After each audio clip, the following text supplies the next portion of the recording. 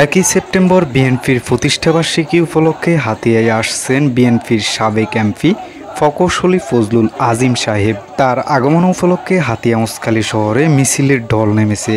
বিস্তারিত থাকছে উসখালী থেকে সাজ্জাদের পাঠানো তথ্যচিত্রে। হাতিয়া নিউ, সারা দেশের কথা সব সময়। দীর্ঘ অনেক বছর পর নিজ মাতৃভূমিতে আসছেন বিএনপির সাবেক এমপি প্রকৌশলী ফজলুল আজিম সাহেব। একই সেপ্টেম্বর বিএনপির প্রতিষ্ঠাবার্ষিকী উপলক্ষে হাতিয়ার মানুষের সাথে মতবিনিময় করার জন্য আসার কথা রয়েছে। তার আগমন উপলক্ষে হাতিয়া উসখালী শহরে মিছিলের ঢল নেমেছে।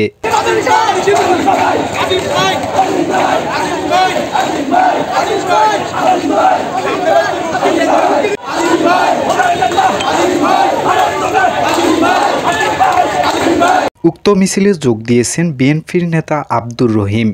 ফজলুল আজিম সাহেব হাতিয়া আগমন উপলক্ষে উসখালী সহ হাতিয়ার বিভিন্ন বাজারে বিএনপির নেতাকর্মীদের মিছিল মিটিং লক্ষ্য করা যায়। এবার হাতিয়াতে রাজনীতিতে মাঠে নামবেন সাবেক এমপি প্রকৌশলী ফজলুল আজিম।